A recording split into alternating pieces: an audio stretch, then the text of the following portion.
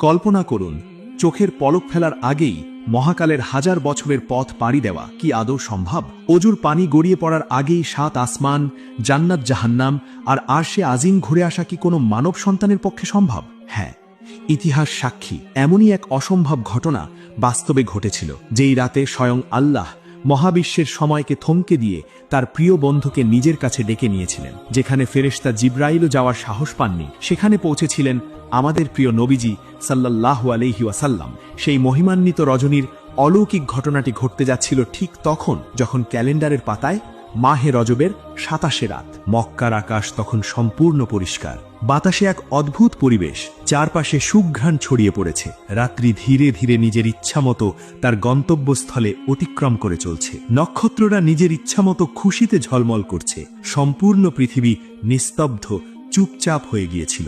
এমনই মুহূর্তে আল্লাহ রাব্বুল আলামিন মোহাম্মদুর রাসূলুল্লাহ সাল্লাল্লাহু আলাইহি ওয়াসাল্লামকে স্বাগত জানানোর জন্য ফেরেশতাদের আদেশ করে বললেন, হে আমার ফেরেশতাগণ, আজকে রাতে আমার তাসবিহ পড়া বন্ধ করে দাও, আমার হামদ পড়া বন্ধ করো। আজকে রাতে আমার বাধ্যতা ত্যাগ করো। আজকে রাতে জান্নাতুল ফেরদৌসকে পোশাক ও অলংকার দ্বারা সুসজ্জিত করো। হে জিব্রাইল, আমার এই বার্তাটি মিকাইলকে শুনিয়ে দাও, সে যেন রিজিকের চাবিকে নিজের হাত থেকে নামিয়ে দেয়। আর ইসরাফিলকে বলে দাও, সে যেন কিছু সময়ের জন্য তার কাজকে বিরত রাখে। আজরাইলকে বলে দাও, সে যেন কিছু সময়ের জন্য রূহকে কবজ করা থেকে হাত উঠিয়ে নেয়। জান্নাতের ফেরেশতা রিদওয়ানকে বলে দাও জান্নাতকে সুসজ্জিত করতে। মালেককে বলে দাও, সে যেন দোজখের দরজায় তালা লাগিয়ে দেয়। উন্মুক্ত রূহ যেগুলো বিচরণ করছে তাদেরকে বলে দাও রাস্তা থেকে যেন সরে দাঁড়ায়, আর তারা যেন সকলে জান্নাতের ছাদের ওপর দাঁড়িয়ে থাকে।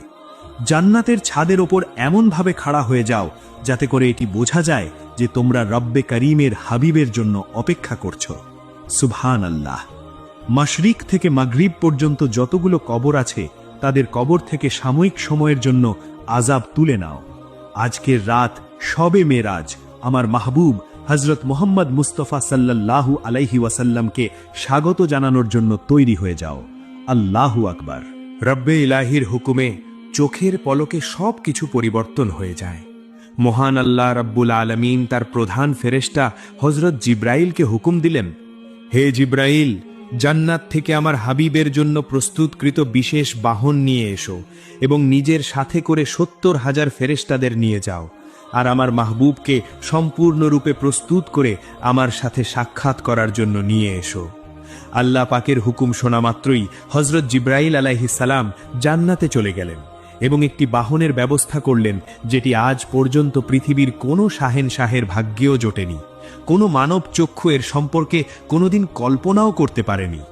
আর সেই বাহনের নাম ছিল বোরাক। এদিকে মক্কার আকাশ তখন একদম পরিষ্কার ছিল। এমন সময় পবিত্র কাবাঘরের চত্বরে শান্তিতে শুয়েছিলেন আল্লাহর প্রিয় হাবিব হযরত মুহাম্মদ সাল্লাল্লাহু আলাইহি ওয়াসাল্লাম। ঠিক সেই মুহূর্তেই একটি আসমানি দরজা খুলে গেল, আর হযরত জিব্রাইল আলাইহিসসালাম নিজের সাথে ৭০,০০০ ফেরেশতাকে সঙ্গে করে নিয়ে বোরাক সমেত আসমান থেকে নেমে রাসূল সাল্লাল্লাহু আলাইহি ওয়াসাল্লামের নিকট হাজির হলেন।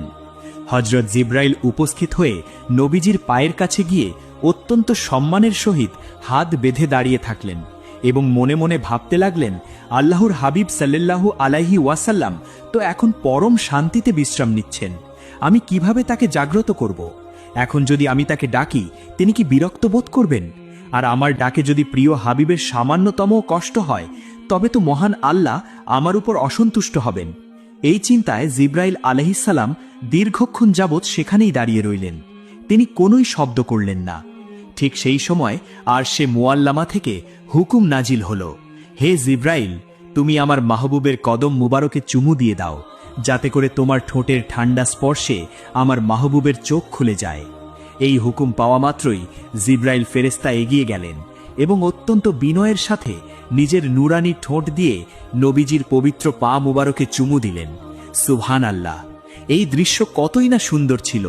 যখন জিব্রাইল আলাইহিসসালাম মুহাম্মদ মুস্তাফা সাল্লাল্লাহু আলাইহি ওয়াসাল্লামের কদম মুবারকে চুমু দিলেন, পায়ের পাতায় জিব্রাইলের সেই শীতল কোমল ঠোঁটের স্পর্শে নবীজি জাগ্রত হলেন। তিনি চোখ মেলে দেখতে পেলেন রাতের নিস্তব্ধতা ভেদ করে তার সামনে দাঁড়িয়ে আছেন হজরত জিব্রাইল আলাইহিসসালাম। তখন নবীজি উঠে দাঁড়িয়ে পড়লেন। তখন হজরত জিব্রাইল ফেরেশতা অত্যন্ত আদবের সাথে বিনম্র মস্তকে নবীজিকে সালাম জানালেন।